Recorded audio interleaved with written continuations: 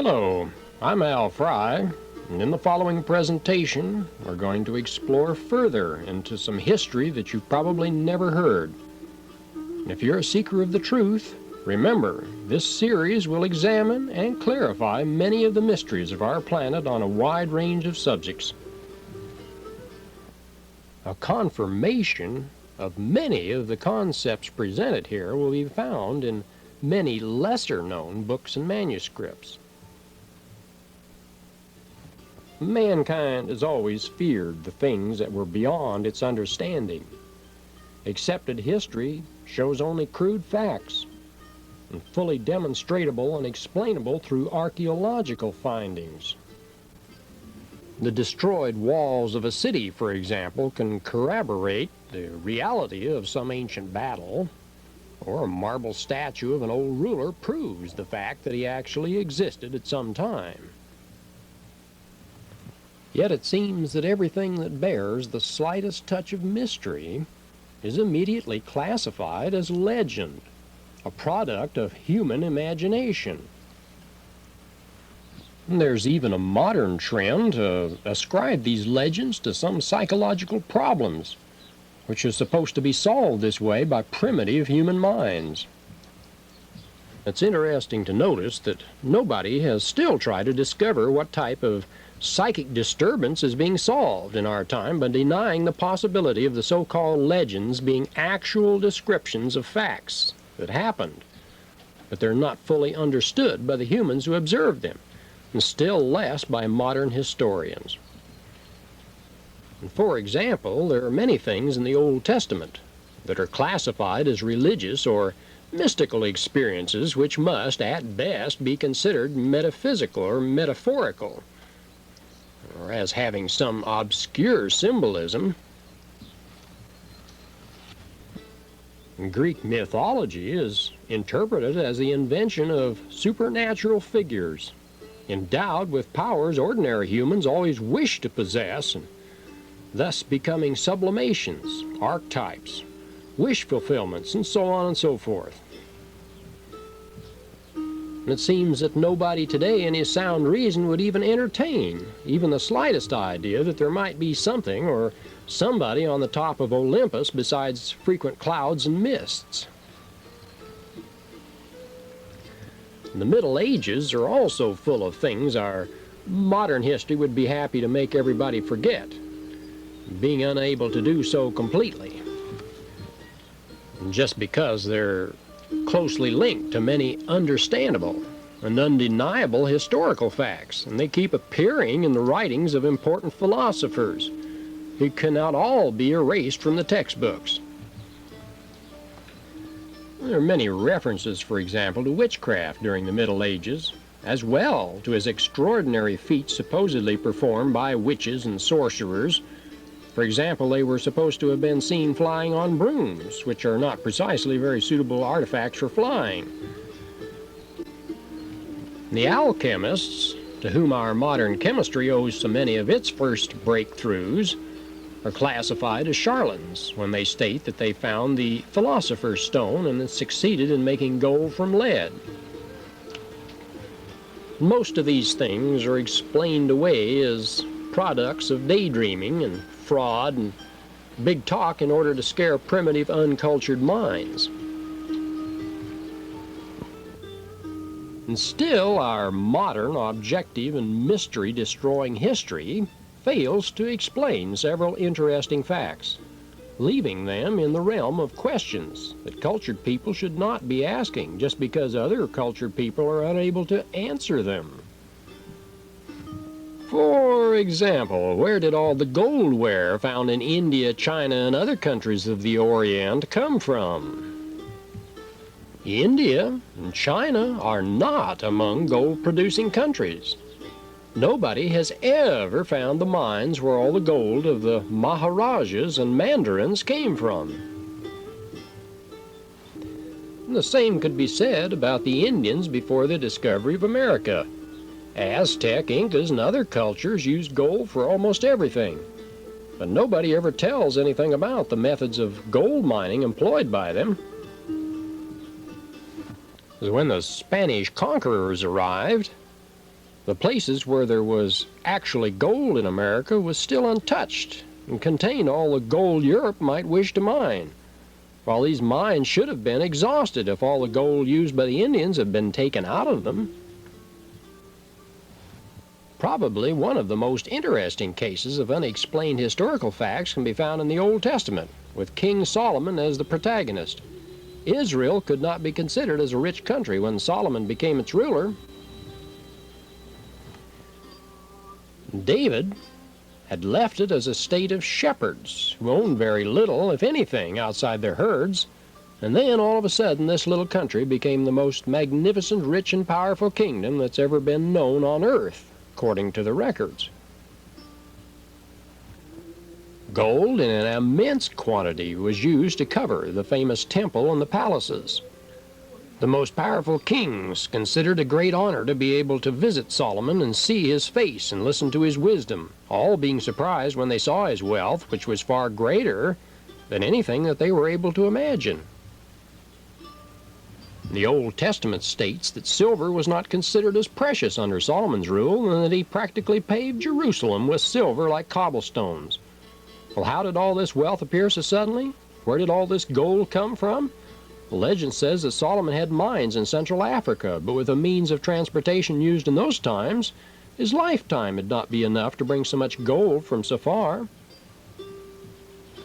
Well, King Solomon himself was a mysterious figure in history. Legends repeated over in a low voice during the Middle Ages mentions powerful things about him, wonderful things, but they must not be spoken out loud, or the Holy Inquisitor might hear them.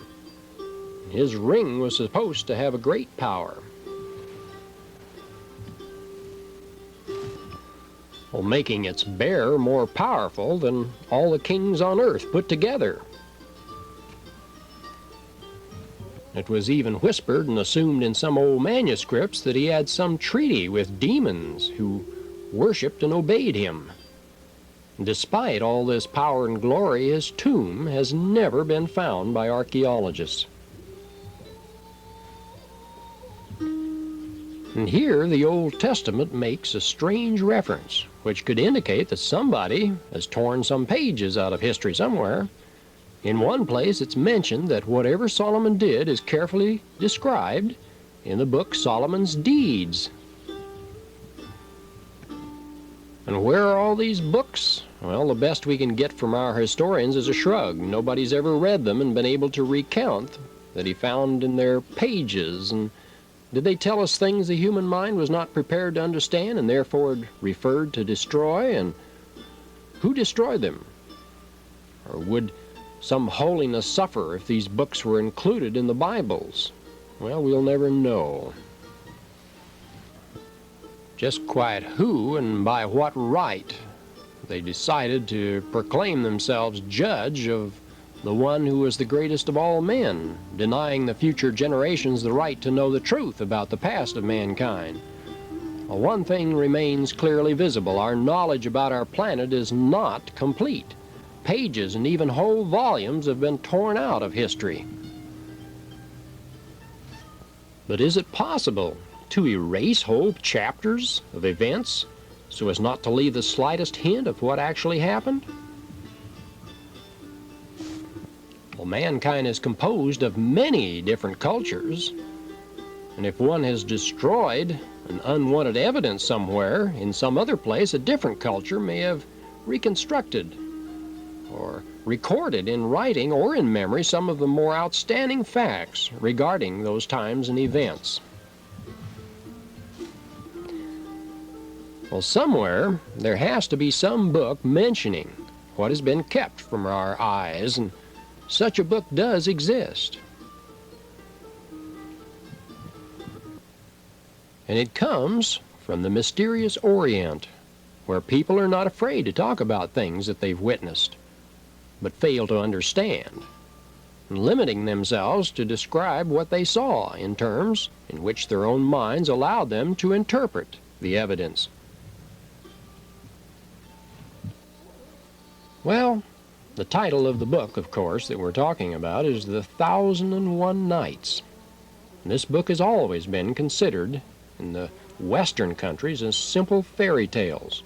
not worth really thinking about seriously. And yet what the West has seen has usually been abbreviated translations, where much of the original text has been excluded, and sometimes something very quite different when one reads a full and unabridged version of this unusual book. References have been made that the full version is rather unprintable according to Western standards, and this is true in a way.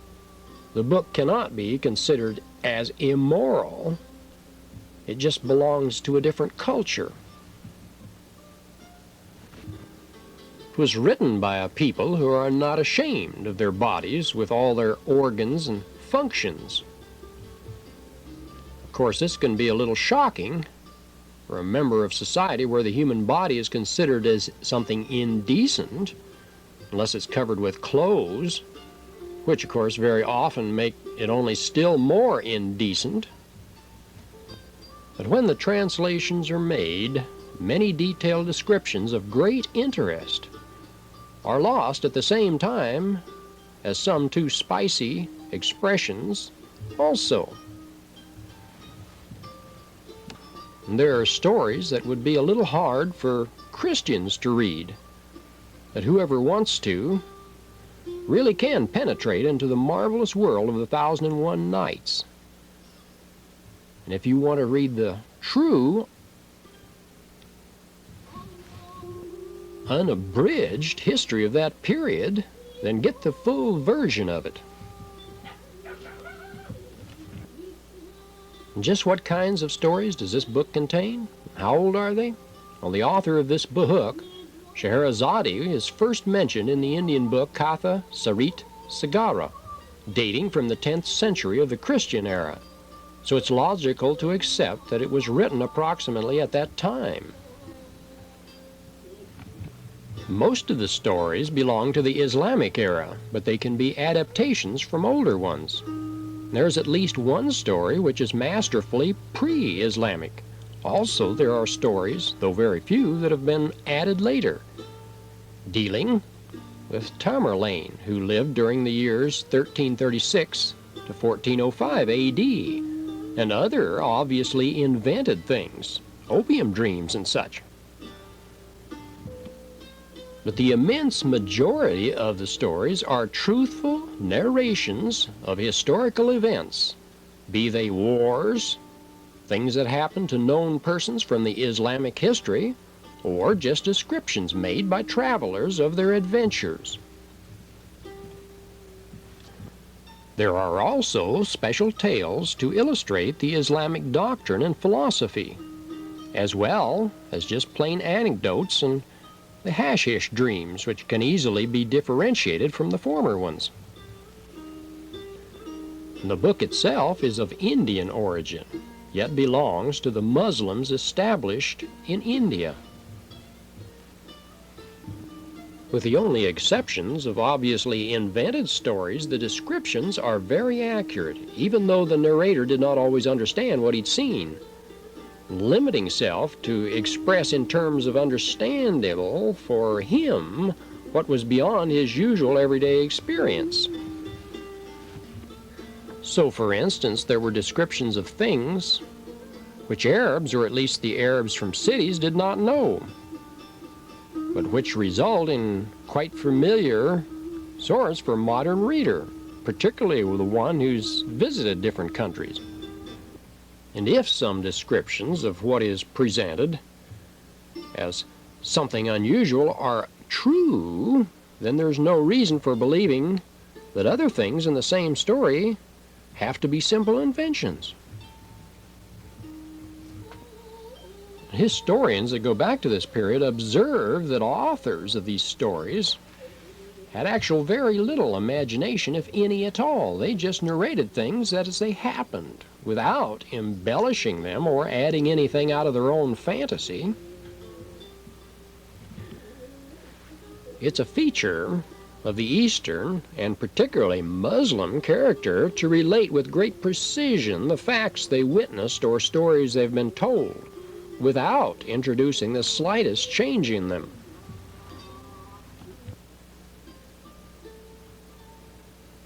and they hold before themselves the example of the Holy Book, which has to be repeated without the slightest change.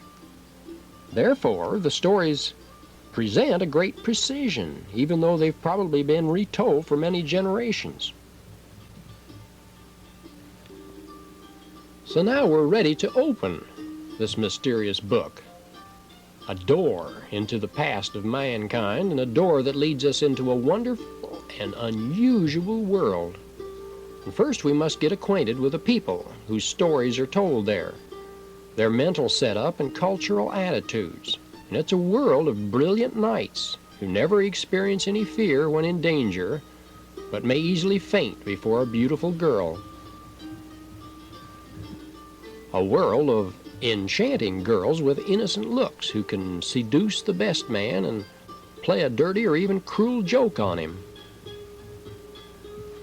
And a world of great rulers who can order their best friend's head to be chopped away just because of some word that they didn't like, or to forgive the life of a sentenced person who tells them a good story. A world of wild adventure and of people who are willing to risk their lives just in order to contemplate beauty, and in the face of deadly danger, praise God for making flowers so beautiful. And knowing that no matter in what a desperate situation they may be in, the Almighty will save them, and that the only of these things happen that to have to happen, nothing else being possible. And this strange world, which belongs to the pages that have been torn from our history, is full of ever-present genies or Jinn, who appear at the least expected moments in order to help people, with some exceptions of those who came to harm. But they are rare and explainable, and as things happen over this ancient world, as a great protecting shadow, these Jinn protect those who need protection, and it's the invisible but constantly present ideas, concepts that are in people's hearts and minds that aid them and image the wisdom of Solomon ben David in peace and prayer with both. Now, if only one or two stories are read, they may seem fantastic enough to consider them as products of imagination. But when you continue reading, the descriptions of the Jinn begin to follow a certain pattern. More hints at their origin can be found in each new story that you run across. And the reader will begin to recognize strangely familiar things. That is, familiar to our present civilization, but completely unknown in the described times of that era. At least after reading over half the book, one begins to see a sort of connection between the descriptions found in different stories, falling together as parts of a puzzle to a present and a whole picture. One begins to recognize strangely familiar things. Things that you catch over and over throughout the books. And after finishing this great book, all things have occupied their precise places in the great whole context, showing us very clearly that part of our past, which has been denied us by history, by filling the gaps and interplacing with the so-called legends of other civilizations and offering a complete new idea of a long period in this past of mankind of ours, being able to project some light on things that are happening in our present time. And one thing should stand out quite clearly from the beginning. Jinn are not ghosts or spiritual beings, as modern interpretations of Oriental mythology would like to make us believe. The people in the stories are physically similar to us, but on a different level of cultural and technological development. And also it's obvious that the narrators sometimes mistook machines for living beings. many strange beasts and such are described. Now, a machine controlled by an intelligent being appears to be acting in an intelligent way, and for an observer who has never been seeing any machines before, that would be far more complicated than the simplest application of levers, such as a machine. It would appear as a living creature, and it would appear to be an intelligent one.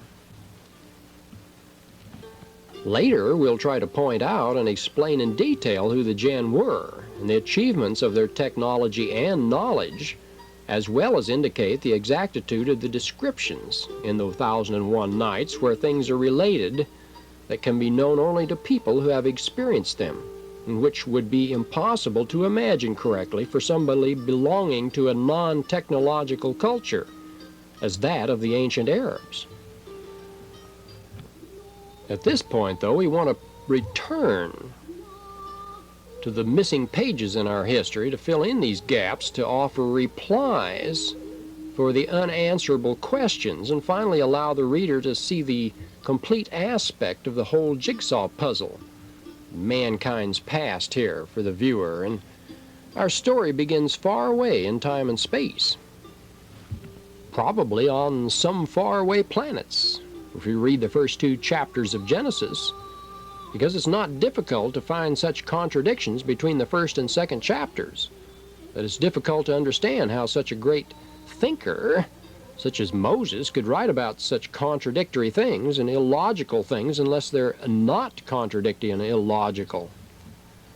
Now, it's very probable that many pages have disappeared from between these chapters. And it's not our purpose here to discuss the Old Testament, establishing who is who or whatever.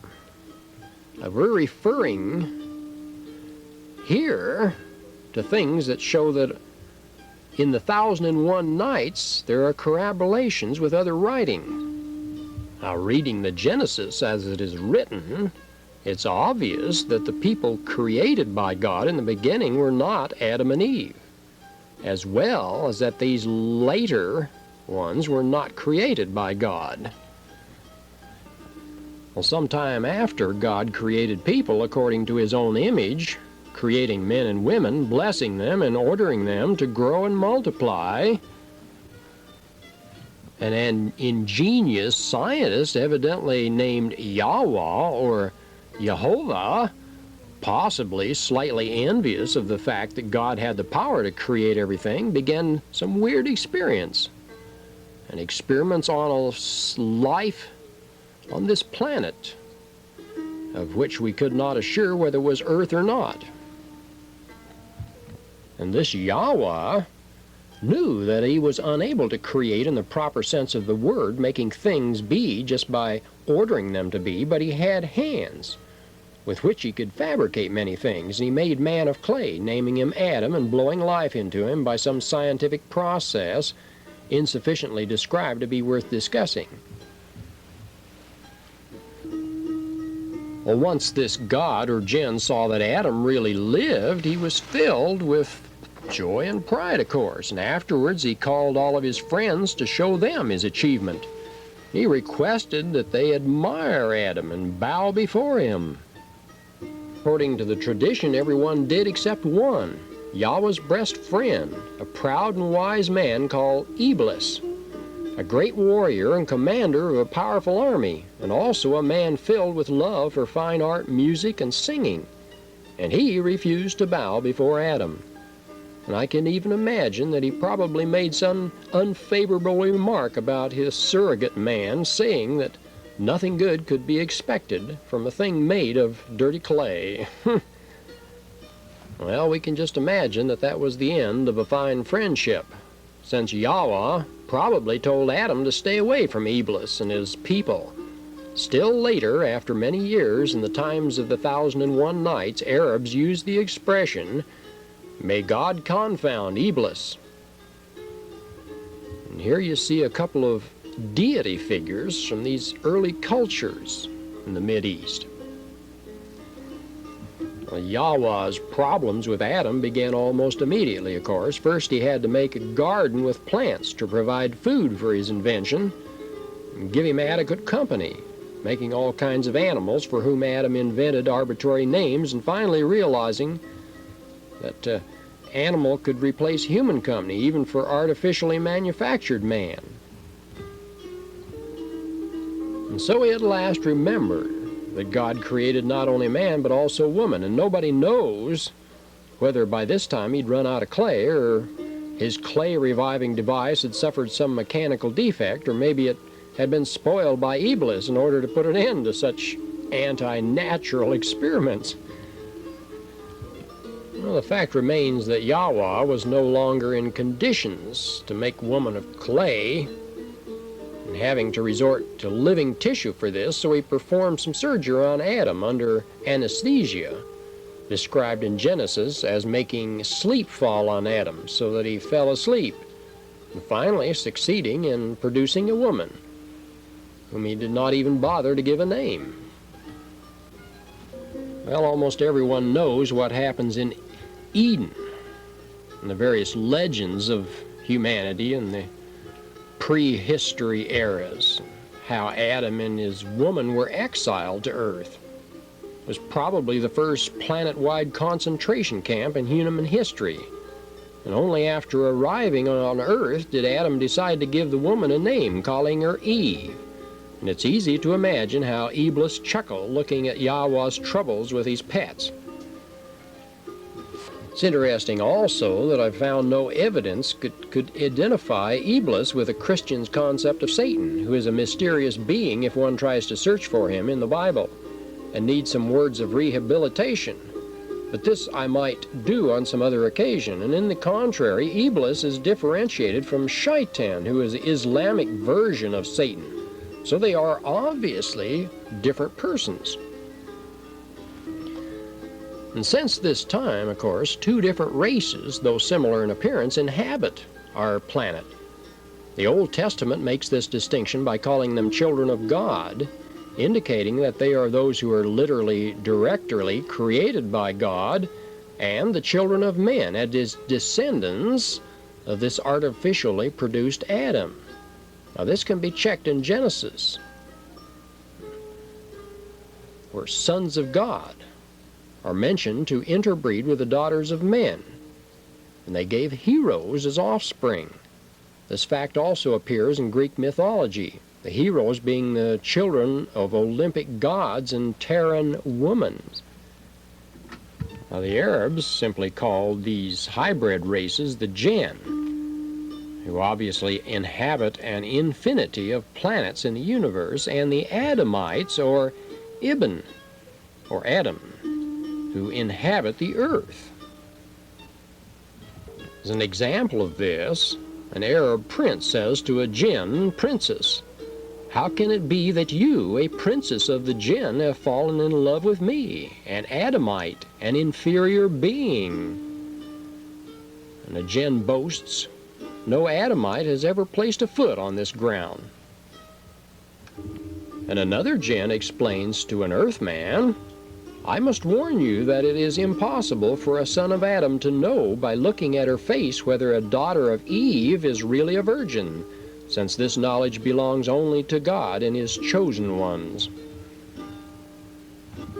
Now we can't venture too many thoughts as to when exactly the Jinn landed on Earth, but the Egyptian records and scriptures tell about strange sights in the sky as far back as the reign of Thutmose III, which was about the century 15 BC, Ramses II, which is 1304, 1237 BC, when he was left alone by his friends. He received help from people coming from the sky, and they told him to attack his enemies all alone, which he did, defeating them with the help of these flying people, and this is in the records. The story is inscribed on the walls and pillars of one of the temples of Ramses II. And it's quite possible and likely that some kind of surveillance has always been kept over earth in the descendants of Adam, just in case. And this has been mainly performed in such a way as not to interfere directly with the development of our planet or the choice, though some chosen ones were aided by Jinn. And the part that really interests us begins probably shortly before Solomon David's son became king of Israel. By the time this happened, several highly technological groups of Jinn were firmly established on Earth. And these Jinn could be classified basically into two main groups: those who were idolaters and those who worshiped the single God, who were called Muslim Jinn, good Muslim Jinn. Now, it seems somewhat surprising to find that Arabs call Muslim people who lived obviously long before Islamic era, including Kings David and Solomon, as well as many prophets of the Old Testament and even the Jinn. Yet this mystery is even easily solved. And yet in one of the stories, an Arab is asked to explain the basis of this marvelous faith, Islam, requiring that the Islam is based on the great truth revealed to Arabs by the prophet, and that there is no other God except God. So if you think about it, according to this definition, it's evident that whoever understood this great truth, independently from the time when this happened, can be considered a Muslim. And from now on, we'll use this term as we describe Muslims. Believer in the one God. Now, these differentiated from the gods and lords of the planets and those who followed them under dominion and domination. And somehow King Solomon managed to sign a treaty with the Muslim part of the Jinn, validating it with his seal. And even about 20 centuries later, when people met a Jinn, they asked him whether he recognized the validity of Solomon's seal. And if the Jinn answered affirmatively, he was considered a friend who could be trusted. Now, if he did not recognize the seal of Solomon and the free choice system, they were politely asked to continue on their way without interfering with people. And to describe an evil Jinn, it was stated that he was a Jinn of bad species, one of the rebels who believed in nothing and didn't recognize the supremacy of Solomon ben Dod. And in the 1001 Nights, Solomon is referred to as master of all Jinn, a thing that is also present in the medieval sayings of the West. And according to tradition, Solomon allied his forces with demons and acquired magic powers from them. Of course, a highly technological civilization is that of the Jinn, using firearms and aircraft of different types and matter transmutation and anti-gravity, and having a scientific knowledge of chemistry and matter structure as we cannot even begin to imagine with our present state of development, could transform a poor shepherd kingdom in the most brilliant kingdom on earth in a very short time. Think about it. Gold and wealth, of course, would have been no problem under such a system. The most outstanding and historically important event that happened under Solomon's rule, any reference to which have mysteriously disappeared from the Old Testament, was the war.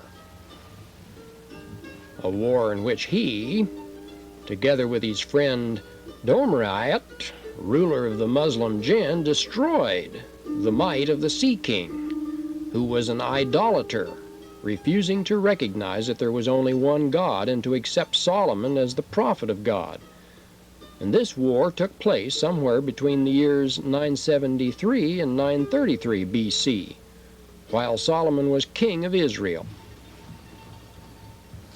The defeated enemies escaped as they could, and many were pursued by the victorious army and destroyed during months after the end of the actual war. But some of them managed to hide where they could not be found, surviving and having a descendant. The descendants were considered as dangerous to the good Muslims. Well, unfortunately for our civilization, the kings who ruled Israel after Solomon were not considered by Jinn as trustworthy, and all the wealth of the great kingdom on our planet disappeared very shortly after his death. One of the more important references to Jinn in the Old Testament after Solomon is a story of how the prophet Elijah was taken alive to the sky on a fiery vehicle that rose in a whirlwind. It was obviously some rocket ship. This happened in the 9th century BC, and not long afterward, the ancient Greek culture began its development. Greeks counted their years beginning with the first Olympic Games in the year 776 BC. But the actual development of their civilization started much earlier, before reaching the stage of being able to perform the Olympic Games. During this early period, Greeks worshipped anthropomorphic gods, human in shape, superhuman in powers, who lived on Olympus, the top of which was always covered with clouds.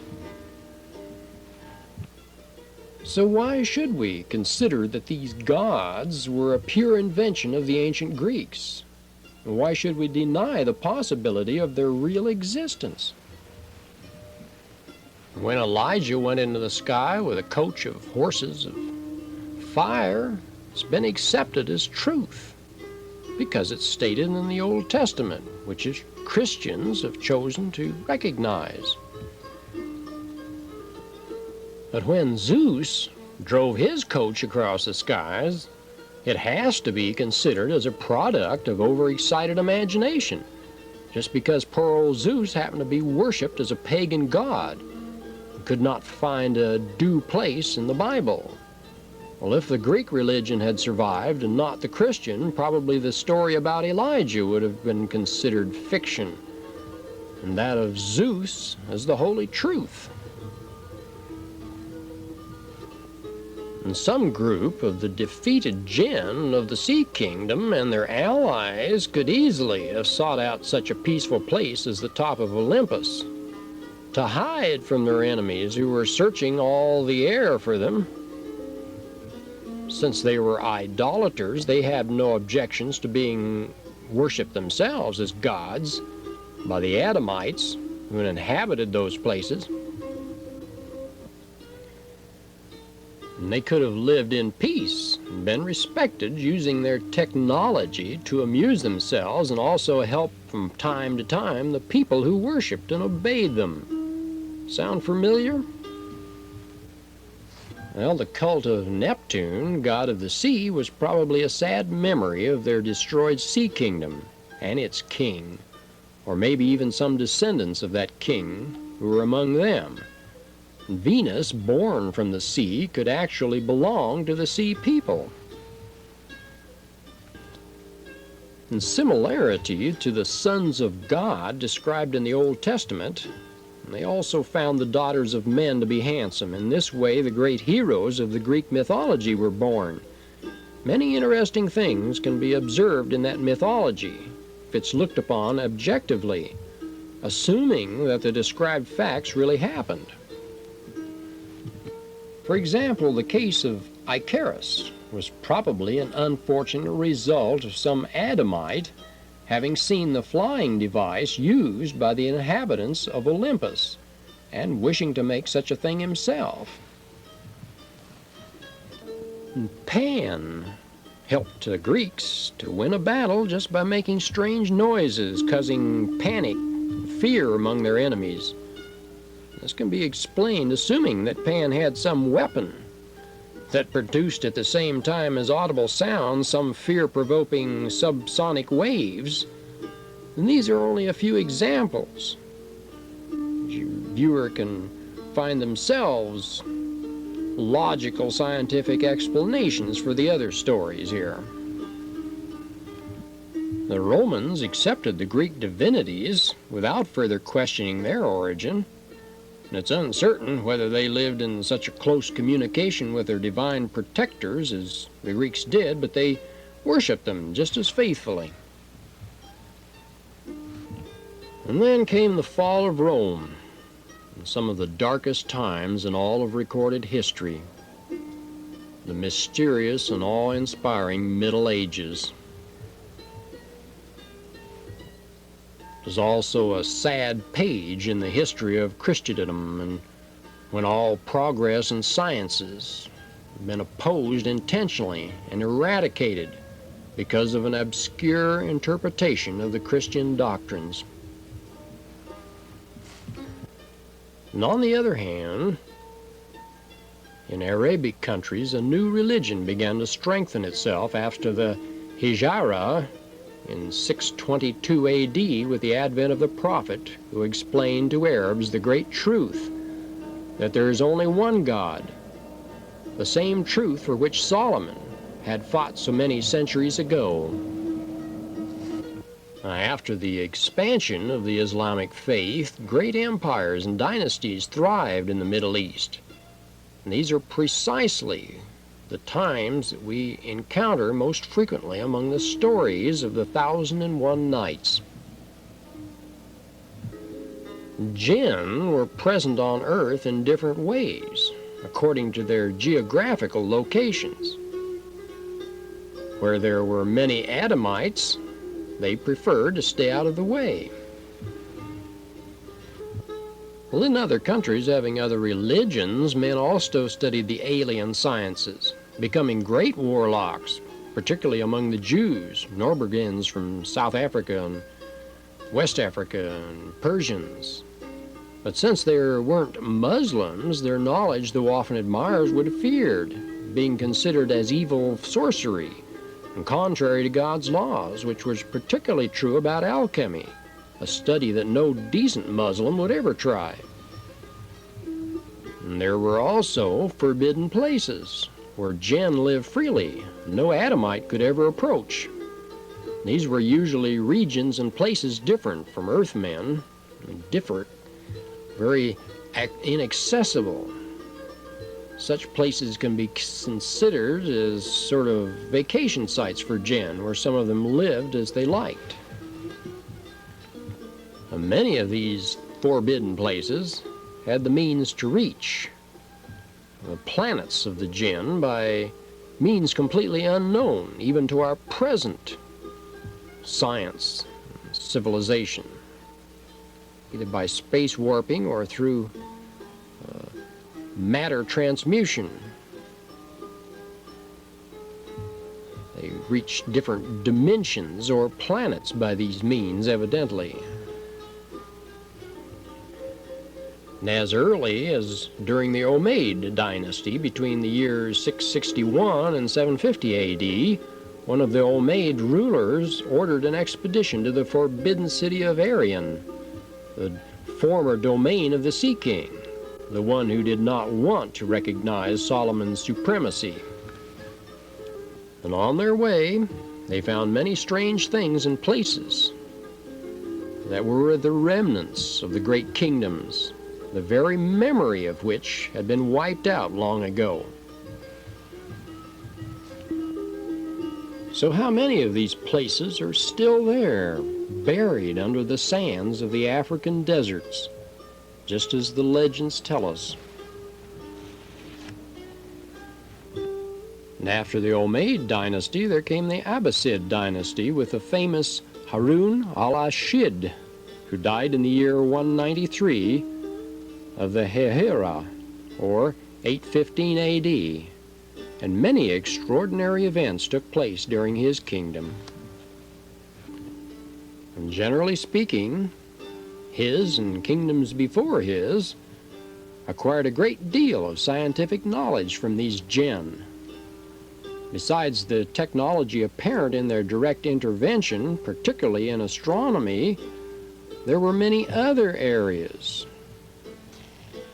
Many researchers, for example, are dumbfounded when they run across ancient astrolabes and calculation machines such as this one. Ancient, very workable. And here's another computation device from that era. It's an astrological computer.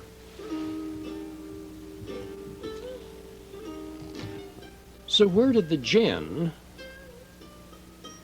get the knowledge? And which Jinn did humanity get the knowledge from? The good Jinn or the bad Jinn? The Dominion forces? It's a good question to ask at this point. Seems about the same time in Europe there were also Jinn visiting the few brave ones who wanted to learn more than was allowed there. But this wasn't easy in the Christian world, particularly in such times as the Middle Ages. There are only two groups of alien beings that were recognized. These are the saints and the angels, or the devils. And we all know what happened to those who were considered the devils, their disciples. Those with higher abilities who did nothing unexplainable could pass for angels, but those who taught people different sciences, disturbing this way their mental peace and showing them things no human should know according to the ecclesiastical authorities, were of course devils, particularly if they had horns or happened to leave some odor of brimstone around, like the early alchemists. And only during the Middle Ages did the devil's descriptions start as a creature with horns. Horns deserve a little mention here because they happen to be a very important feature of many Terran civilizations. For example, among the Japanese of the past, there are many representations and masks with horns. Some warriors over incorporating them into their war dress.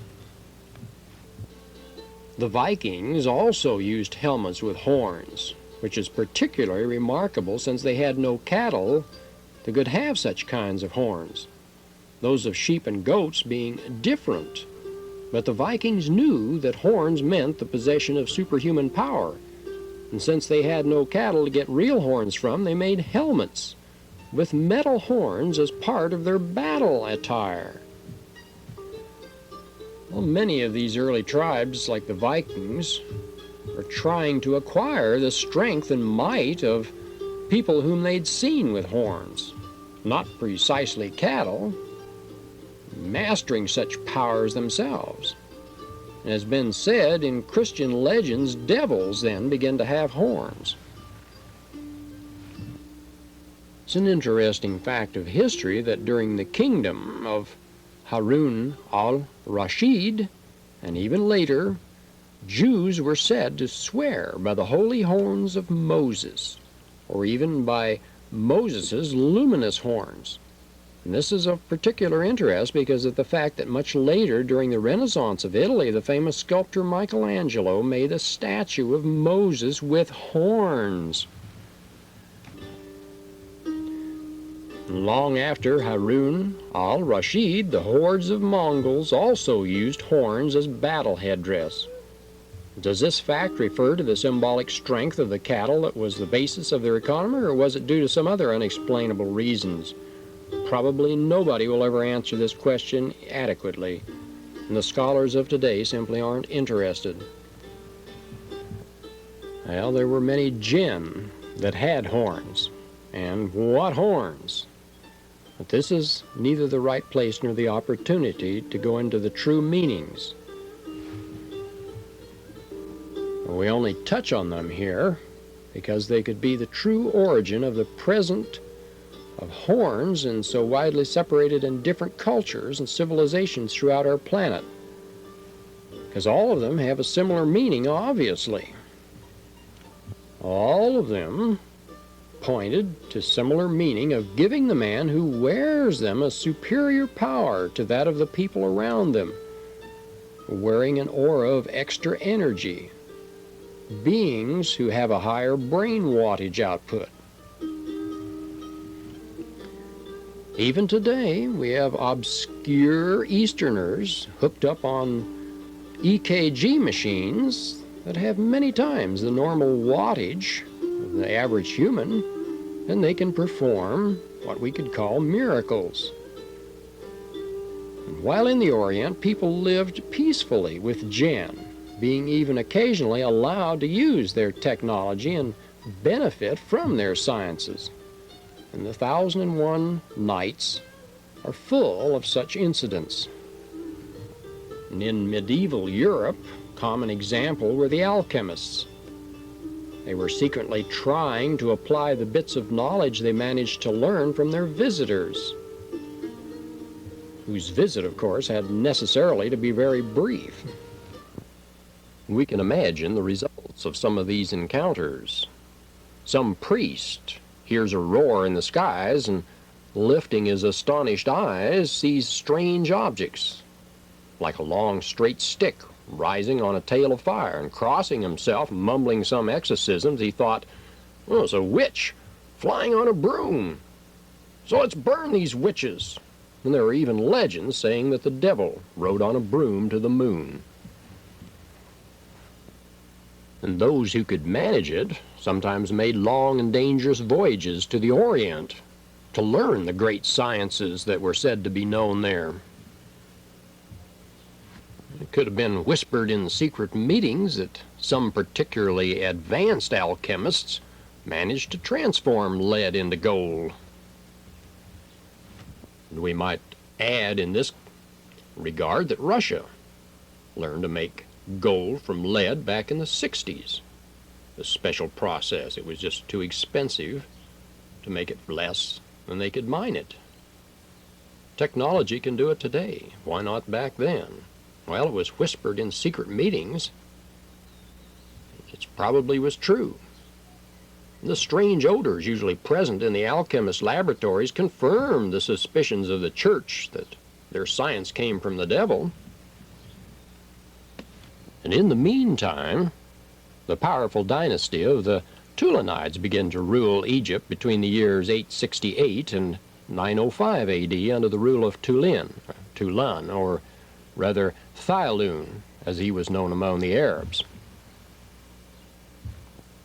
And two brave men undertook a journey to the forbidden city of Shidad Benad, a ram of the pillars, looking for the most precious thing that existed among the people of the Jinn. Well, after their return with obvious success, one of them died and the other one was thrown into the darkest dungeon by the cruel and ruthless Thyalun because of refusing to tell him the secret of what he had brought and how to use what he had brought back. Well, then, somewhat after 1877 A.D., the kind and merciful Mohammed ben Thyalun, Thyalun's son, heard casually about this event and freed the man from the dungeon. In sign of his gratitude, he revealed the secret to Ben Thyalun, or Ibn Tulan, as he was called now. And as a result, the famous Ibn Tulan, or Ben Tulan Mosque, was built in Cairo, probably not less expensive than the famous Solomon's Temple, and paid in the same way as Solomon would have paid his expenses. We may add that the Ibn Tulan Mosque is still considered as one of the greatest masterpieces of old Cairo, and it's much admired by modern tourists, none of which even suspect its true history. It was probably made from alchemically made gold. Where else would the money have come from? Millions. So now this brings us up to the times of the 1001 Nights, in the century 10 A.D., the time of Scheherazade, the most cultured woman of her time, and possibly any time. A little is said about the time she was telling these stories, but among the few facts that refer to the period, there's an account of how King Sherar and his brother Shazazam met a Jinn, So quite obviously, Jinn were still present. So after King Gerar ordered all these stories to be written without omitting the slightest detail, it occupied 30 volumes written on golden letters and becoming known as the 1001 Nights. And the king then had a great many copies of this prodigious series made. He sent them all over the parts of his empire for the amazement of future generations, in all the major libraries and temples, shrines, and mosques. This is one of Islam's most splendid shrines in the whole of Syria. Al-Maid Mosque in Damascus. But there seem to be no more written records speaking about Jinn in such detail after this great 1001 Nights compilation of maybe 3,000 years was made. This didn't mean the Jinn were not still around, however. And in the West, the apparitions of strange people still continued, and we usually associated with religious traditions of the particular epochs in question. And in the writings of different saints, there are references to other saints visiting them to renew their faith and strength, or to devils coming in order to tempt them in different ways. Can all these visions be explained away as simple hallucinations? Well, hardly. Because there's still no good scientific explanation to how hallucinations happen and what they are. When then the appearing strangers were women and fully dressed, they were automatically considered as virgins, with the result that the Christian world is practically full of virgins, none of which resembles any other. The ancient Greeks, of course, would consider them all as different goddesses. But according to Christian doctrine, only the virgin has the right to appear to people. And if some of these women or apparitions that looked like women were dressed or undressed appeared before some praying and fasting saint, they were immediately classified as tempting devils, of course. Even though their intentions may have been good toward the poor saint, far more honorable maybe than the saint's own thoughts at their sight, they still, nevertheless, were often burned at the stake if they were caught. And strange things continue to be seen in our skies right up to our own days, when hundreds of thousands of people see some identified flying objects within our atmosphere. We no longer call them birds or flying carpets, of course. Today, virtually everyone knows that a silvery needle rising on a tail of fire is not a devil riding on a broom to the moon. And witch burning today is also considered as an outdated practice. We have other means today. In this enlightened society, our tendency is not to burn whoever sees something the scientists and the scientific authorities fail to explain.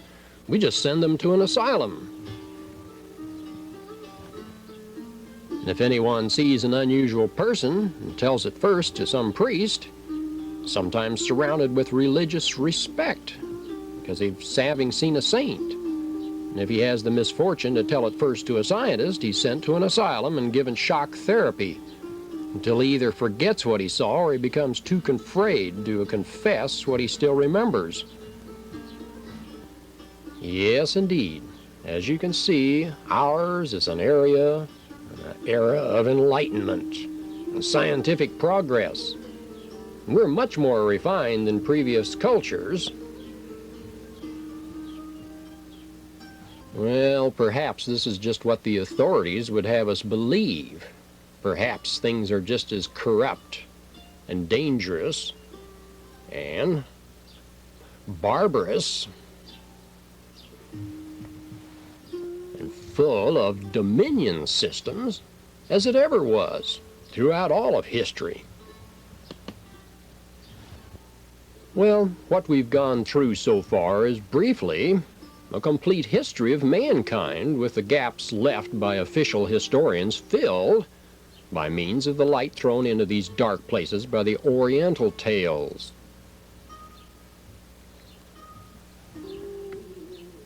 And is there some likeliness of a line of uniformity interlacing the histories of all ages in a consequent and logical way? And are there any difference between today's UFOs and the giant birds and magic carpets of yesterday?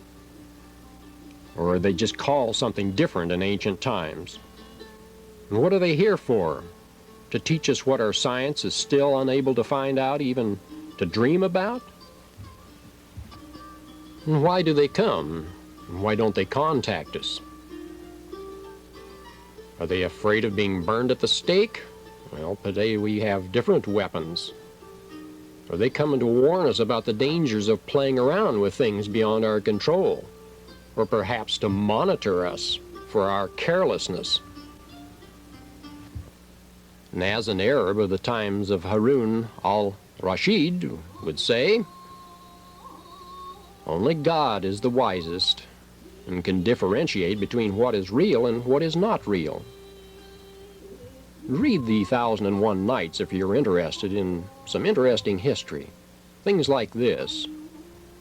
A girl here opening, the wall clove asunder and the damsel appeared, clad as before and holding the rod. Right out of the 1001 Nights. And in the meantime, it would be useful for modern mankind to become more familiarized with many of the old stories about Jinn.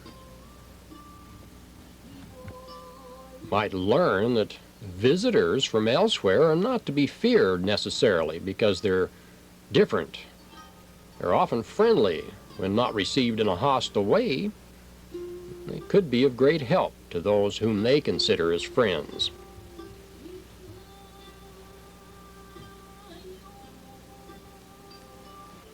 And so ends Ladonke's observation on the 1001 Nights. And at this point, let's examine some related ideas that you'll probably never get from any history books you pick up. In the distant and dim past of the Mideast, there were some of the most advanced and stable governing systems in all of history. There were several dynasties that lasted longer than the British Empire and the U.S. of America to date. And the Sumerians and Semites of Mesopotamia, Assyria, and Babylonia, they all borrowed the best of their laws and cultures from earlier cultures.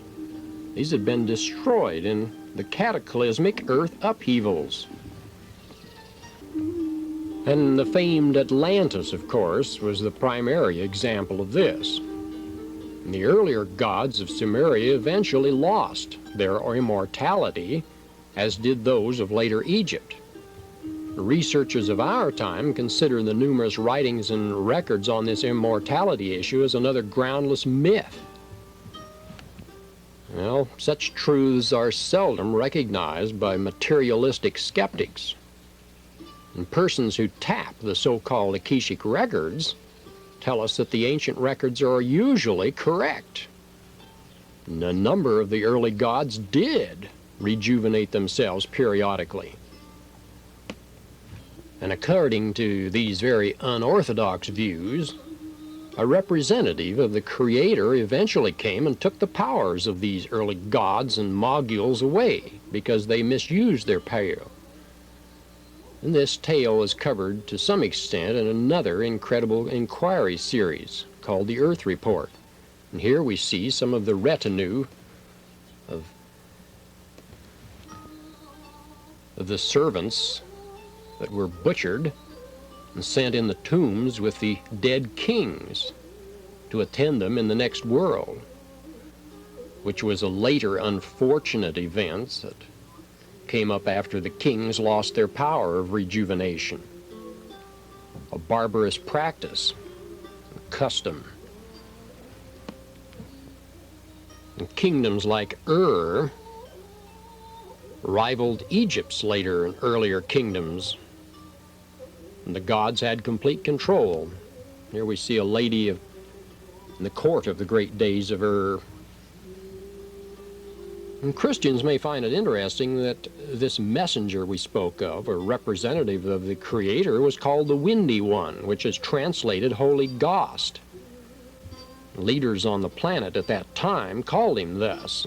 Solomon was one of his descendants. It's best that we leave this subject to another presentation, however, and go on into the Mideast, because the Arab language, for instance, has changed little in the last several thousand years due to the high esteem Muslims have for the original language of the Quran. The northern dialects are similar to the Aramaic, which was widely used in the Middle East at the time of Christ. Arabic poetry has always been found and famed, but it simply cannot be translated to retain much of the flavor and beauty that's in the original tongue.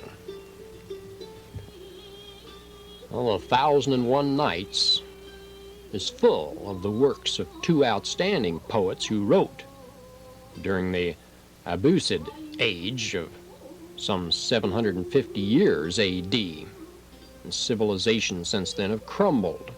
These works have remained, and they're still beautiful in their original tongue. And the culture in the Mideast, these areas, was filled with advanced works on medicine, astronomy, and mathematics and alchemy. And back then, Europe borrowed heavily from this knowledge to overcome her own medieval ignorance. And here's a Cairo University, which has changed little over the years. Later, of course, the Mongol invasions and Turks dried up the literary flow from the Mideast, and it never really recovered again. The advanced Arabian cultures came from the survivors of Atlantis during this occupation of Lower Egypt. Euclid's geometry books, for example, were originally Aramaic. Many of the great Muslim palaces are mathematical works of art. And Christians are seldom aware that Abraham sent Hagar and Ishmael out into the wilderness in Genesis. And the Prophet Muhammad instructions on visiting Mecca are closely tied in with these biblical events. And the pillars of faith of a Muslim center around prayer and being charitable, fasting occasionally, and hopefully visiting Mecca as a pilgrim. Here we see some of the visitors near Mecca, thousands yearly. And here we see pilgrims on the Mount of Mercy. And it was here that their traditions tell that Adam rejoined Eve after the fall. Many of these rituals and traditions are tied right into Christianity. Well, due to the periodic floods or cataclysms that occur, the surface area and temperate zones of the Earth have changed many times. And in the Mideast area, the deserts of today were once the fertile areas of great advanced settlements, according to the traditions. And H.P. Lovecraft had access to ancient records or knowledge and filled his strange tales with mention of many of the larger antediluvian cities. Erem, the city of 1,000 pillars, was typical, and it was long buried beneath the Gobi deserts, along with the legendary Shambhala. And according to Oriental legends, there were a number of impressive cities that correspond to those mentioned in the Arabian Nights, and some feel these were colonies of Mu or Atlantean empires of ancient times. And in Jeddah, a Mecca seaport, there's still a little-known museum there that contains hundreds of artifacts from these pre-Islamic periods. Researchers, Muslims of that area, and all outsiders are forbidden access to these ancient artifacts. The same secrecy exists, usually with private collections of records and writings scattered much over the East and Asia, private families, little-known monasteries and temples. They don't want outsiders meddling.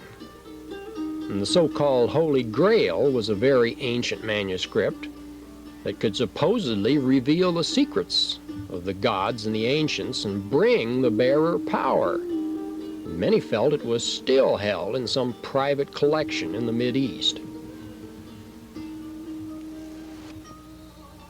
Well, according to the most ancient tablets and later Egyptian papyruses, the Homo sapiens species is unique among all other animal forms. We humans not only have a soul and a body like animals, we have a very special force that allows us to evolve towards godhood.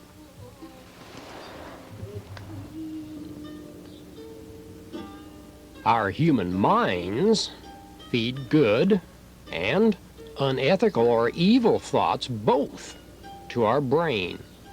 And instead of acting on instinct, we must act in choice. It's conscience that's the mouthpiece of the soul. No matter how long it takes, the materialistic lusts must give way to more spiritual and ethical soul-balanced actions. Alfred B. Glazier, who wrote his Modern Human Comprehension text in the mid-70s, said the same thing and detailed exactly how the special minds came into being and could be balanced to perform so-called miracles like some of the spiritual leaders could perform. Glazier, like many others before him, claimed to recall former lives on the planet thousands of years ago and told of many of the ancient records, why they existed. He said that many persons who had not balanced their various components by the turn of this century would eventually lose some of these components and go back and return to an animal instinct level, going back to the pre-Adamic state, so to speak. James Churchward was a very unique writer that had other things to say about the ancient world, and he was from the 20s. He did his whole series of books on the ancient motherland of mankind. And his book, The Lost Continent of Mu, and other titles were very popular and have been read probably more than any other works in this area of interest. Churchward spent time in India and chanced upon what he called the Nakal tablets there. And these were symbolic records which were written in the ancient motherland. They eventually wound up in India. And here we see some examples, the hieroglyphics, the symbols. And the second group of tablets, later discovered in Mexico, also were written in the ancient alphabet of Mu. And some of the tablets gave an account of creation and other detailed history of the earliest man. They told of an ancient and very advanced culture on a continent somewhere north of the Hawaiian Islands, Lemuria or Atlantis.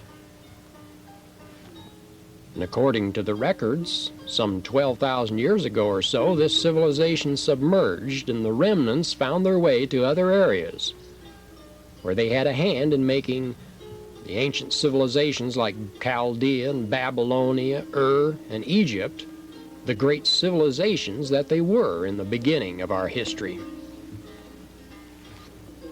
The language of the motherland was Naga Maya, and virtually all of the major world languages are filled with these Maya words.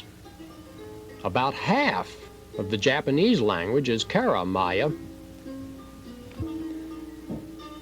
India has Maya in it, and Mexican Indians can speak quite well with Japanese because their languages are so similar. Egyptian, Chaldean, and dozens of later languages were riddled with words and symbols from the motherland. Most words which had a C sound like a K were originally from the original language. Well, family names, names of simple actions and instruments are often similar in languages spread all over the planet. Showing, of course, there had to be an original source language. Well, in Latin America, the Maya spoke for the past hundreds of years has been corrupted by Aztec and Nahuatl, yet the words for Ma have survived as mother in most languages. According to the ancient tablets, the world was created in 7 periods of time, and our species was given an imperishable spirit after the fashion of our Creator. Later versions in various later cultures distorted many of these original concepts. The Hebrew historical records like the Bible are examples of this. Many of the early books of the Old Testament were actually written by Moses from Egyptian temple records in many cases. And they were originally in Egyptian hieroglyphics. And when these were translated, the experts of the time made the same mistake as they do today. They often translate literal meanings from symbols which only represented something. Well, Churchward and many open-minded researchers found that most of the serious creation records of all later cultures were filled with errors and nonsense.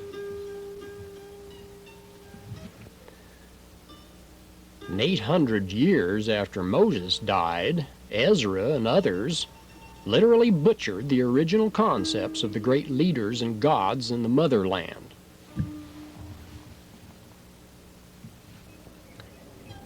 Well, while Churchward's book sold to the public for many years, his concepts were never really accepted by the state-funded experts.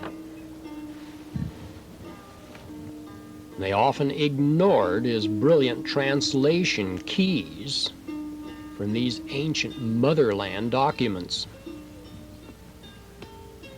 And only private organizations like the Rosicrucian Order in San Jose, California, ever took the time to check out his research and confirm it by their own comparisons. Well, surprisingly enough, according to the translations,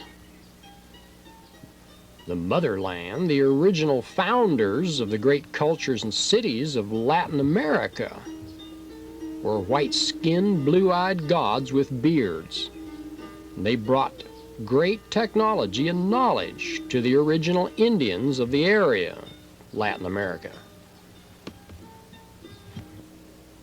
And these gods did not rely on the usual ground vehicles, but used aerial vehicles.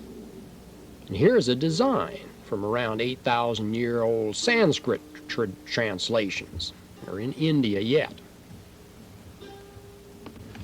Well, today's experts like to scoff at such concepts, and they tell us they'd not even invented the wheel yet. Yet this is ridiculous, since children's toys of all of these great cultures often had wheels on them. Are we supposed to think that they couldn't even adapt them to larger vehicles? Hardly. Well, the early temple drawings and frescoes had pictures of these aircraft and wheelless vehicles in many of them, but the church and state authorities quickly obliterated such evidence every time a new temple was located. And Stacy Judd, historian and writer of the 20s, had many pictures of this high technology in his original Atlantis Mother of Empires book. Yet all the public copies were bought up and destroyed in the 1930s. And only the censored second edition is still available today by this remarkable explorer and American historian. And the few copies of the first edition are in private vaults. And the people are not about ready to make them public even yet. Well, before the 3 world cataclysms in the past, a number of Indian traditions in Latin America tell us that there was once a great sea in the middle of South America. And after the first disaster, known as the Great Fire, the great mountains on the west coast arose and took many great cities of the ancient world skyward. And Tiwanaku is an example that still exists and puzzles the later Spaniards and today's scientists. They were told that ancient white gods had built the city before the mountains were so high. And in 1972, an Amazon Indian named Nara told anthropologists amazing details of all this in chronicles that his tribe had kept for thousands of years. The Akakor document paralleled the concepts of James Churchward and told of the early cities and their god rulers. The Mexican Codex Trajano tells of beams of light coming from a celestial sphere, a sphere used by the gods. And to call such advanced craft flying saucers is ironically a term which would be suitable for our present mental levels. The land vehicles in use to move heavy equipment in those days by the gods' subjects were wheelless cargo vehicles. They had no wheels. They didn't need wheels. And all over the ancient empire areas of Latin and South America, there was very made roads that are still in existence. And they show no evidence of tire wear from the usual wheels. And this is a view of the many remarkable terraces that allowed agriculture in this hilly area, Latin America. Few tourists ever see this. It's interesting that a few delicate art objects, like cocks of inlaid gold and precious stones, are also found in the Zebwati ruins in Africa, perhaps like the cock found in the Great Pyramid by the Caliph, which of course leads us off into the Arabian Nights fantasy again. Well, the Mayas considered themselves descendants of the gods of the East. And these divine leaders came from an area, and their land sank in the sea, according to the records.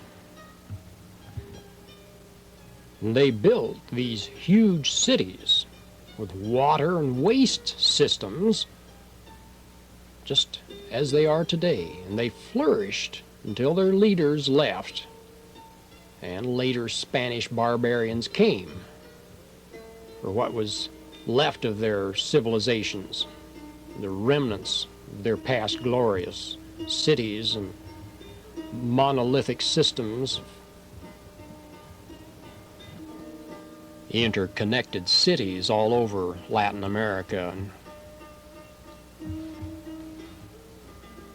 Several private researchers claim to have talked with the descendants of the Mayas who still have some of the more ancient records missed by the destructive Spaniards.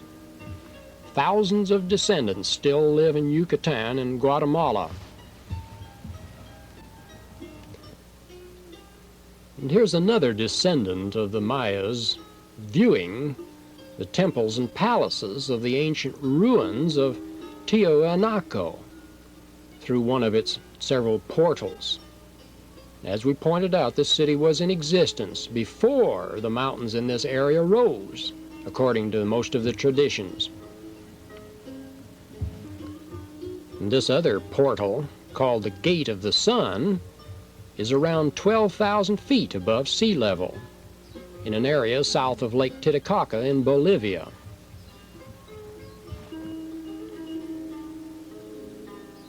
We all know, of course, that there are huge monolithic buildings and stone walls all across Latin America. Today's technologies could not even duplicate many of them. Not even a playing card will fit between these stones that you see here. And these examples are in Peru. And some of these are 20 feet high, and the blocks weigh tons. There are other great monolithic ruins and strange formations that most researchers never even find. An example is this intricate launching platform for strange aircrafts of some past in Bolivia, and it's several acres of apertures and slots and tracks and tubes at a site which has a vortex energy point coming into it. It was these vortex areas that some aircraft used to gain free energy boosts to other grid points on the planet and off the planet. And scientists have absurd theories on this site, like being several acres of sacrificial areas for human sacrifice rites. Nonsense. Any adolescent can see the remnants of great civilizations when they stumble across them. And other evidence of very high cultures of antiquity include the stone pavements with dressed and quarried rocks below the levels where mastodon bones are found, and stone pavements deep under the ice in the Antarctica. We could go on for hours on other strange ruins, monolithic ruins from cultures long past the motherland, their various colonies. Now, there are researchers that feel the legendary land of Ophir was in Zimbabwe, Africa, in the middle 1860s. An explorer discovered the ruins of this city and its advanced culture, just as in the colossal Machu Picchu ruins of South America that we see here. There are unusual oval towers, which were held to be the chambers of flying men. Why? Well, these towers only had openings at the top. Both cities had similar rockwork, quarried crystal carvings, other buried antiquities, similar. Well, off the Chilean coast, of course, is Easter Island, gigantic statues that have long puzzled researchers. And these are hardly the work of primitives who came along after the resourceful ancients. And here's a little more sophisticated statue of the Maya cultures. Archaeologists ignore churchward symbolic keys to reading the designs and often make up theories on the meanings of all this symbolism. The Amazons of legend are another myth culture the scholars usually dismiss, and yet the traditions continue. And Spanish explorers encountered women warriors and named the Amazon River after them. As late as 1958, explorers around the headwater of the Orinoco River were told by natives that there were fierce tribes, women warriors. They were still flourishing in the more remote regions of the area. Well, the Greeks, of course, had traditions of the Amazons of the west end of northern Africa and the eastern Asia Minor. Diodorus Siculus, the Greek historian, tells of the Amazons conquering a section of later Atlantis before she sank. European traditions are full of references to an early time when women ruled the civilized world. And there are still many religious sects that pay tribute to the Divine Mother. And what happened, according to some Akashic record readers, is that women ruled the advanced cultures of Europe at one time and long ago in the past. And Sumerian traditions told of the goddess Tiamat coming from the ocean to teach the primitive people the high arts of cultures, a great civilization. And all went well with men and women as equals for a time. And then in several areas, like Crete, the women began to take over and use men as slaves, according to the records. And in pictorial artifacts dug up at Crete, Pylos, and Tyrians, and other early Greek sites, women are shown leading men in all areas of life. One stage, men were castrated at one point, and eventually, though, the outlying barbarian tribes of men gained enough strength to overcome the women, and severe laws were put into effect to see that women never regained their powers. And we can look at history and see that cruelty and general barbaric actions against women continued for centuries after these early periods. Medieval laws of church and state, for example, took virtually all of women's rights away. They destroyed all evidence they could find of the early woman-oriented societies. And even today, references many works of the female-oriented societies of old are considered myths. Dig deeply. Go to your library and you can find the truth if you dig deeply enough. So now let's turn to North America. According to the ancient tablets and records, the American continent had been occupied by 4 races and civilizations before the American Indians came on the scene. Well, fossil lake areas of inland present Oregon have obsidian arrow points in the same strata as the Mesozoic age animals. And there are thousands of vignettes and rock drawings that are found all over the West, with ancient symbols of the motherland. And some even depict burnt sacrifices to the memory of the fiery death of the motherland. And if you look at it, virtually all ancient cultures after Mu or Atlantis sank included burnt sacrifices in their rituals. Today the origins are lost, but their traditions continue. Churchward felt that the first settlements in the North American continent were in the southwest and probably as old as the Pliocene area.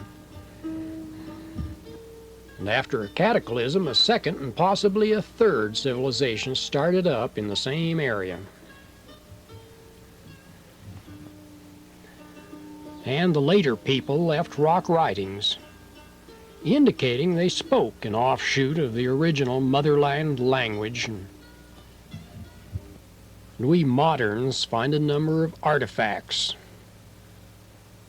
They include miles of drainage pipe in Arizona and pieces of silver wire screen and sheet plastic, thousands of years before plastic was developed, and other advanced artifacts, showing, of course, that we had very high technology here at one time. And pottery, of course, has always carried many symbols of the ancient motherland's language and symbols. And the Hopi and Zuni tribes of the Four Corners area have traditions telling of their original migration from the motherland. They even retain many of these symbols of the original motherland civilization, as we've seen on the pottery and in the symbols. And while the learned historians like to think that they came over the Bering Land Bridge, the Indians know that this is nonsense, because their traditions tell of their coming in ships from the directions of the setting sun. And the historians may call their traditions myths, yet the Indians hold that these myths are true history, and only vary slightly in their symbolic form. Like the South American Indians, they know that there were various floods and cataclysms that raised mountains and altered the face of the earth. And we have a separate presentation on world cataclysm and pole shifts that cover this subject in greater detail. This is in the Incredible Inquiry series. Might mention here that a Nebraska professor named W.R. Gilder found many artifacts in underground living quarters or caves on the American plains.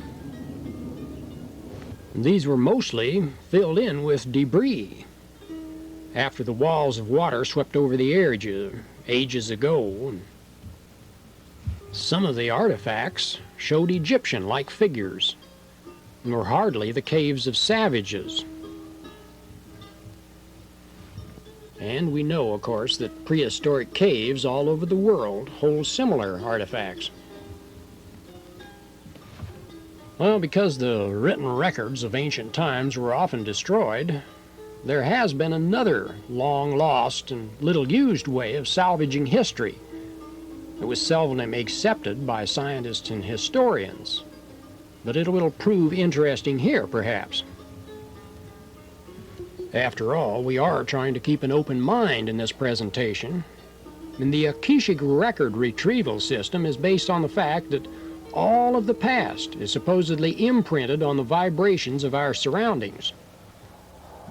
And persons who can tune in on these vibratory levels can get a rerun on the past. And such persons channel in the experiences of the past and are called psychics or channels if they work through other identities. And the one problem with these Akashic record readings is that not many persons are able to check out the authenticity or accuracy of the information. And quite often, the information just can't be relied on. There's simply an ignorance as to how to check out such information.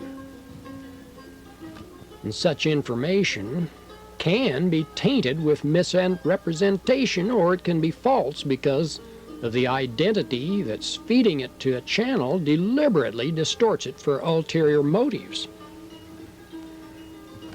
Jesus Christ himself admonished us to try the spirits, and in a sense, this is what must be done in accepting this data. We must ask the source if they are of free and under the laws of choice of the one Creator, or if they are of dominion and of the reflection and under one of the gods' system, one of the gods who rules this planet. Because in the other dimension, all identities know their status, and they will respond to you, or they will leave if challenged. Data from dominion-oriented sources can simply not be relied on. Simple as that. Well, we cover this in another presentation, but we should know that there are hundreds of books and reports on the ancients and their civilizations that have come through this channeling, and psychics who are reading the vibrations or Akashic records of the past. And these should not be dismissed. They simply must be checked out, and this is very simple. Now, to show an example, we'll include Molly Rhodes, who's a modern human student who read the comprehension courses of A.B. Glazier and learned to tap in on her higher awareness levels. So let's look at what her ancient soul, or record keeper, or computer tapes, if you want to call them that, had to say about some of the ancient cultures. we've received letters like these for years, a mixture of Hebrew and English. This non-material fragment or portion of a her likes to be referred to as Resilius I. Is that what it was once titled in the past? And it likes to write in the Hebrew language because it is more accurate. To communicate with us, she has to use English. And this inner identity of Molly's states that our species started in Lemuria. It had many strange sizes and types compared to today. This species was definitely not at the lower Neanderthal or caveman level. And these various subhuman species were existing as separate outcasts, along with a more advanced man for many ages. They weren't any more part of the higher culture then than today's mental retards or monkeys are a part of our present society norm today. And as the higher alien visitors taught the later Atlanteans and others the higher refinements of civilization, there were super cities and cultures existing at the same time the primitive cultures existed. And the Mideast and Europe are filled with evidence for these higher early civilizations that were offshoots of the motherland.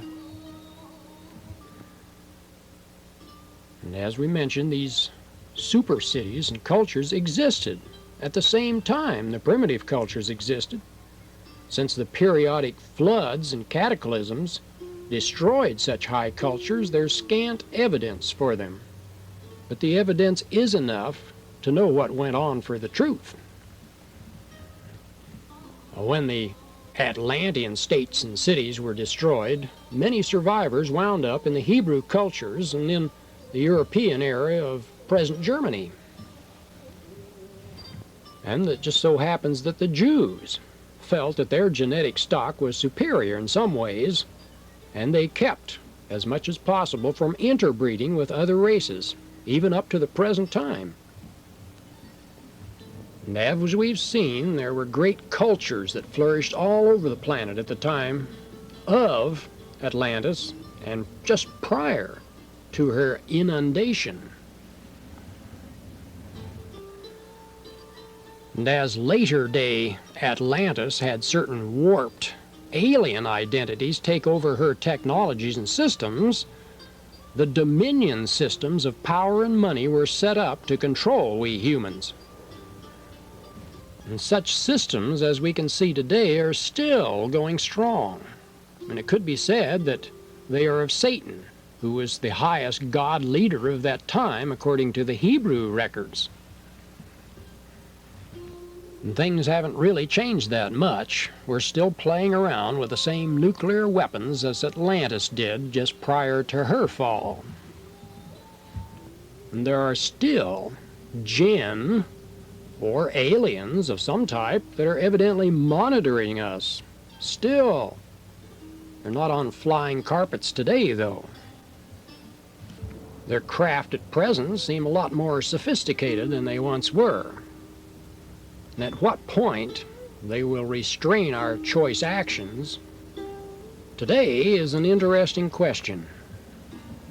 There are seemingly a half a dozen incidents that would show that these aliens have interfered to some extent to keep us from pushing the buttons and blowing ourselves and our planet to pieces. This is another subject which is too long to cover here.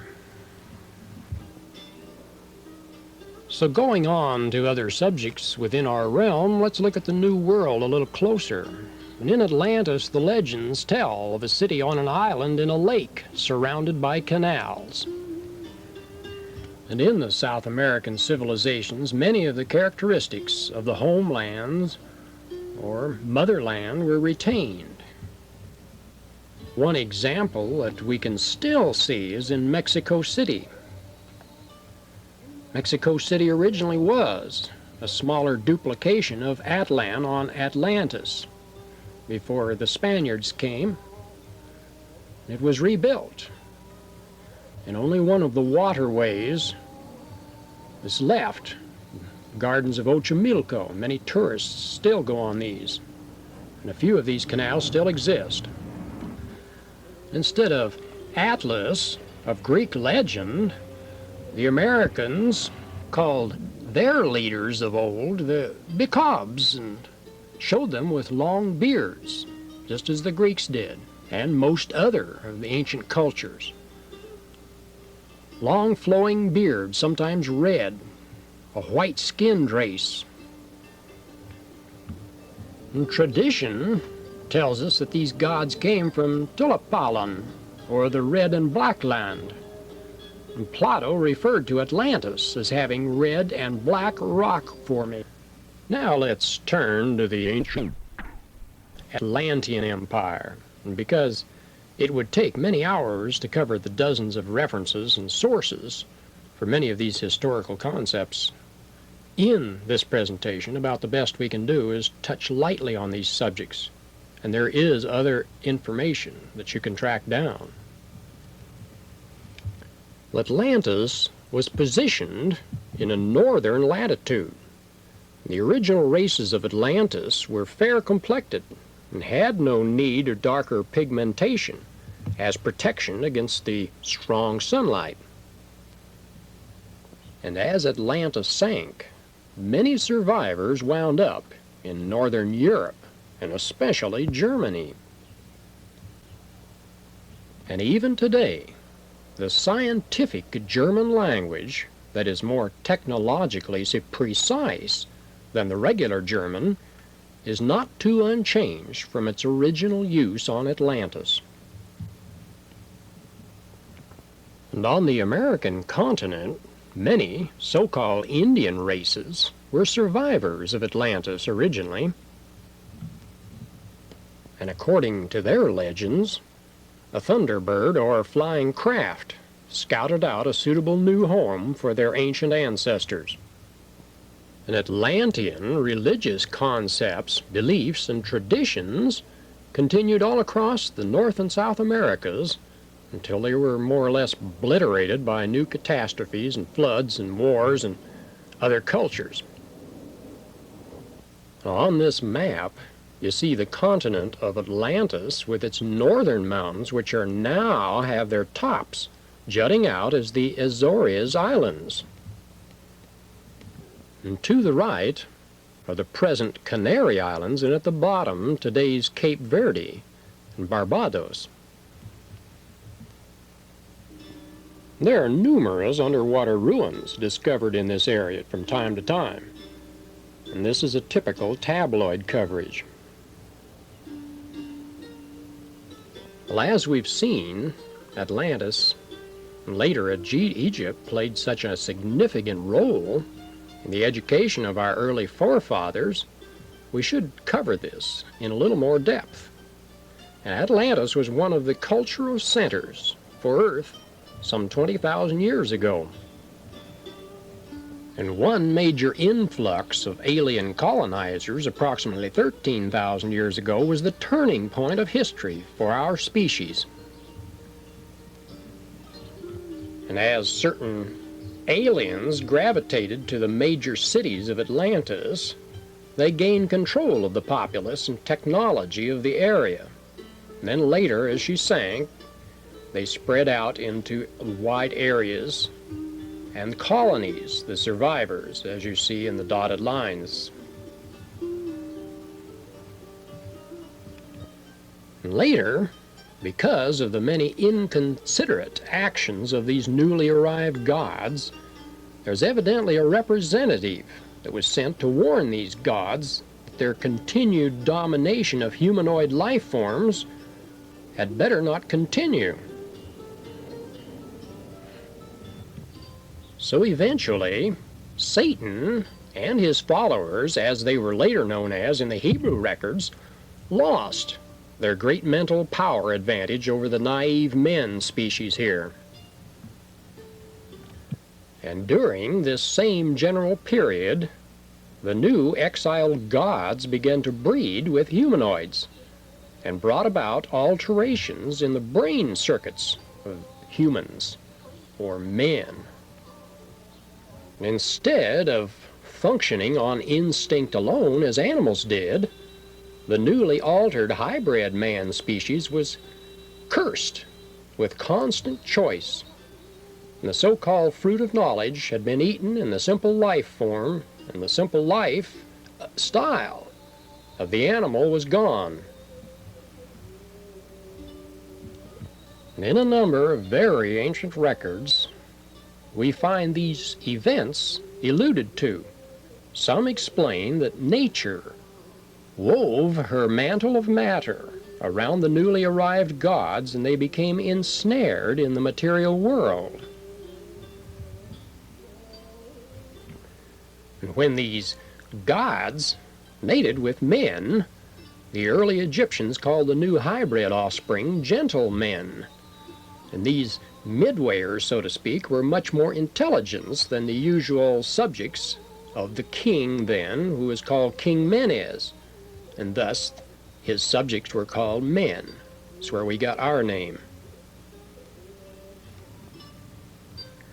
Well, the great rupture in energies that took place on Earth at these times caused the first of the great polar shifts of the planet.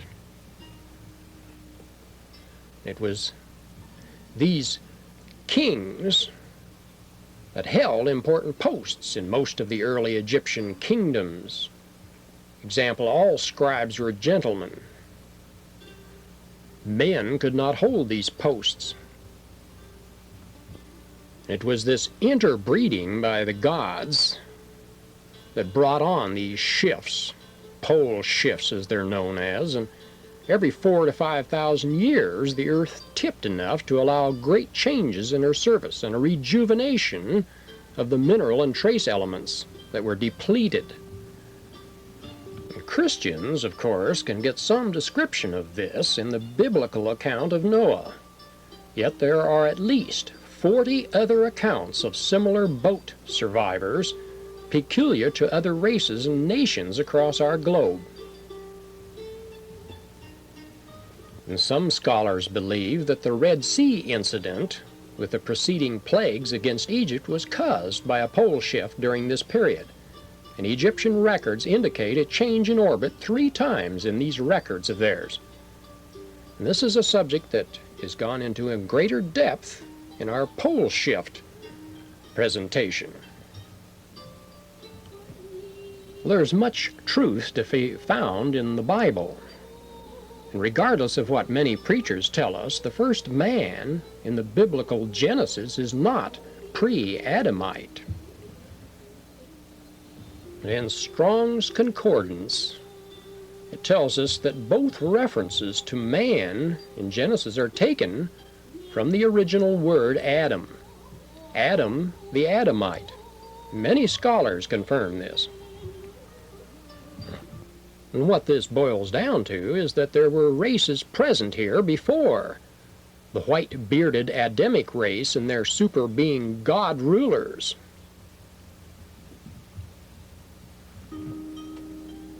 Many scholars concede that there are at least 27,000 known mistranslations in our Bible. Some new concordances and versions help this situation a little, but it's still a subject too long to tackle in these presentations. It's probably enough to realize that Elohim created matter and then brought Adam from the celestial planes and put his spirit in living bodies on earth. And a second Adam later came and found the first Adam and his kinsman ruling the earth. And this first Adam had a soul, and the second a spirit. And this was according to Paul in Corinthians. Later, Cain got his wife in the wilderness of Nod. And Seth married a more spiritual Adamite. And it's obvious, of course, then, that Adam was not the first man, as many fundamentalists would like us to believe. Both Christian and Jewish doctrines can often be traced to more ancient cultures and traditions, and this subject is covered in depth in other presentations. And a typical example is the Jewish belief that Adam was born of Adamah, the great earth goddess of antiquity. Babylonia and other ancient cultures worshipped the same goddesses under different names. Chaldean and Egyptian astronomers had a very impressive knowledge of star systems, and it wasn't because of their crude telescopes of that time. And the traditions tell us that their mentors were the sons of Ilu, who came in flying machines and instructed them.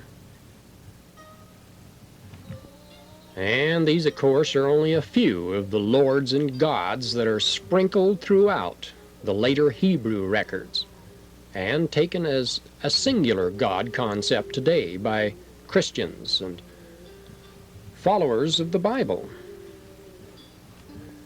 Well, according to some traditions, the ancient alien gods who were banished to Earth in what the Bible called the war in heaven got dropped off on all of the major continents on our planet. Well, Africa was no exception, and we've touched on the ruined city of Zimbabwe recently. Establishment scholars still try to attribute these ruins to 14th century African tribes, yet there's continual evidence that they're as old as the ancient gods of Earth. And 10th century Arab writers wrote of this city as being a center for gold production. In Zimbabwe temples, there are the same types of monuments and figures as found in the most ancient ruins of Egypt, Latin America, and India. According to tradition, the first kings of Zimbabwe were white men who kept in touch with other white rulers across the ocean. Later, Benin cultures in Nigeria produced artifacts showing Caucasian people once ruled and lived in this Nigerian area. One of the most unusual official archaeological finds of recent years was by J. Manson Valentine, who was associated with the Alabama Museum of Natural History. And after many years of searching, he located the legendary caverns of Xquicucan in 1962 in Yucatan. They were filled with carvings and artifacts of an ancient race that predated the Mayas. The Mayas used the caverns for rituals, but said the original builders were a small race that were destroyed in one of the ancient floods.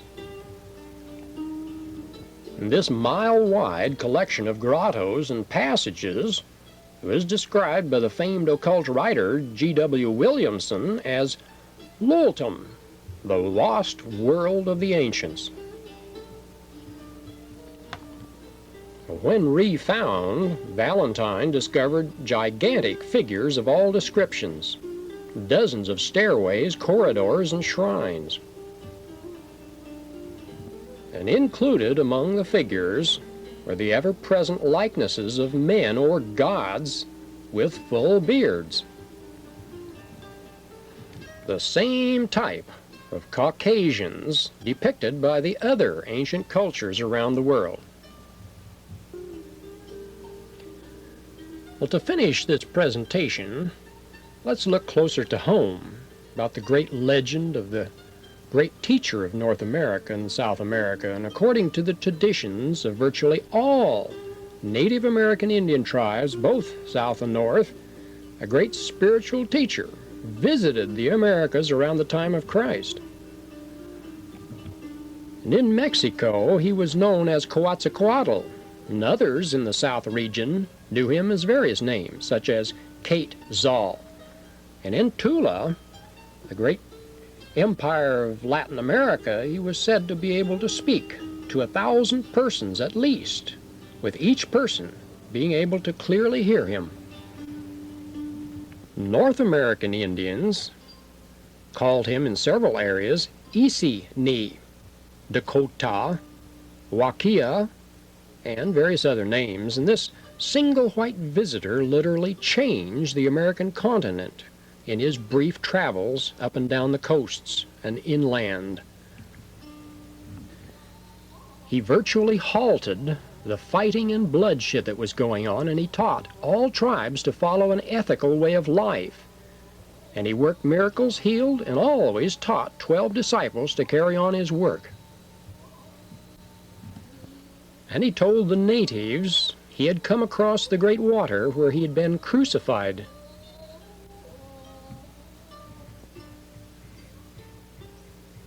The great writer and poet Longfellow had retold a Seneca legend about this leader, whom he called Hiawatha in his writings. And it was he who brought the Indians together in a confederacy of 5 nations, this Hiawatha under a constitution that he made up. And it was this Indian constitution that the early founders of our nations borrowed heavily from in making the United States Constitution. Later, even many European constitutions borrowed from this foundation. Whether or not this great teacher was Jesus the Christ, arisen and doing a later work, or simply a great Essene teacher from the Mideast, is a debatable question. The Essene sect did send out a great many teachers throughout their history. And if you're interested further in this unique story, this great teacher, further data can be found in the secret teachings of Jesus and the book He Walked the Americas, and Mormon records in Salt Lake City. Benjamin Franklin and various others have mentioned the use of the Indians' Constitution in making up our own in this country, and it's very ironic that so few persons know about our own national spiritual figure in their spiritual questing. And at this point, I invite you to contact us for more Incredible Inquiry productions. And in this History You Never Heard series, you're going to find countless truths that are not covered in today's history books. This is Al Fry, and so long until next time.